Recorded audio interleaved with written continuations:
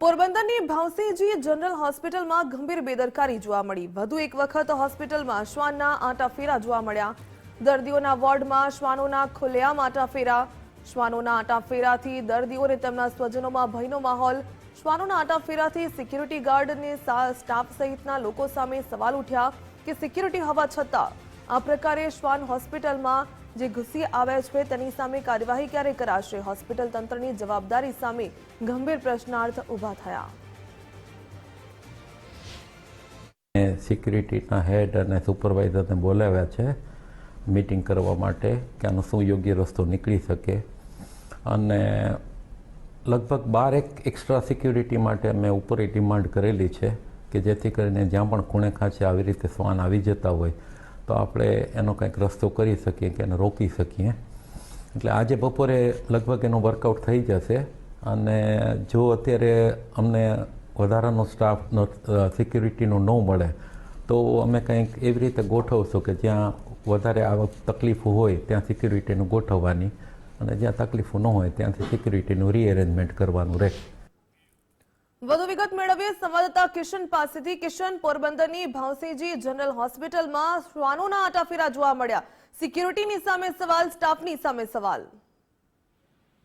જી ભાવિકા, પોરબંદરની સરકારી ભાવસીજી હોસ્પિટલનો એક વિડીયો સામે આવ્યો છે જેમાં હોસ્પિટલના જે વોર્ડ હોય છે આ વોર્ડમાં શ્વાનના આંટાફેરા જોવા મળી રહ્યા છે। સરકારી ભાવસીજી હોસ્પિટલની જે સિક્યુરિટી છે તેની સામે અનેક સવાલ છે। વર્ષ 2025માં હોસ્પિટલમાં જે મારામારીના કેસો હોય, ચોરીના કેસો હોય, શ્વાનના આંટાફેરીના કેસો, અનેક આવા બનાવો પણ બની ચૂક્યા છે। ત્યારે આ વર્ષની આ શરૂઆતમાં જ ફરી એક શ્વાનનો વિડીયો આવતા સિક્યુરિટી સામે વધુ એક વખત સવાલો ઉભા થયા છે। ત્યારે હોસ્પિટલની સિક્યુરિટી છે તે વધુ મજબૂત કરવાની ખાસ જરૂરિયાત છે। જી બિલકુલ કિશન, ધન્યવાદ જાણકારી બદલ। તબીબ અધિક્ષક ગૌરવ ભંભાણી આપણી સાથે જોડાઈ ગયા છે। ગુજરાત ફર્સ્ટમાં આપનું સ્વાગત છે। વિડીયો આપ જોઈ શકો છો ગુજરાત ફર્સ્ટની સ્ક્રીન પર। શ્વાન રખડતા હોય એ આપણે રસ્તા પર જોયા હશે, પરંતુ અત્યારે શ્વાન હોસ્પિટલમાં રખડતા જોવા મળી રહ્યા છે। સૌથી પહેલા આપની પ્રતિક્રિયા। હા, એ વાત સાચી છે, અમારે ધ્યાને આવ્યો છે એ, અને શ્વાન હોસ્પિટલમાં ના હોવા જોઈએ। અત્યારે મેં સિક્યુરિટીની અને એના બધા સુપરવાઇઝરની મિટિંગ બોલાવી છે, અડધી કલાક પછી મિટિંગ છે।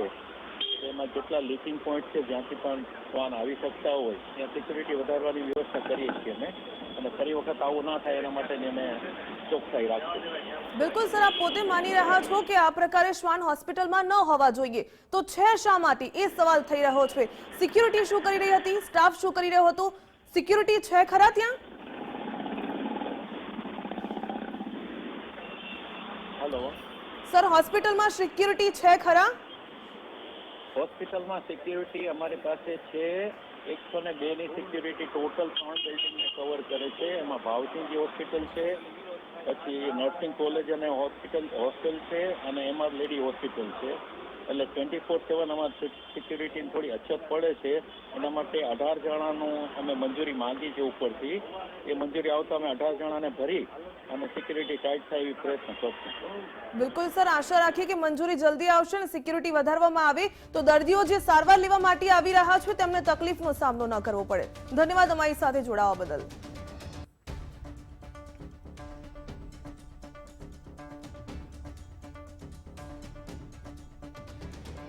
તો પોરબંદરની ભાવસીજી જનરલ હોસ્પિટલમાં ગંભીર બેદરકારી જોવા મળી।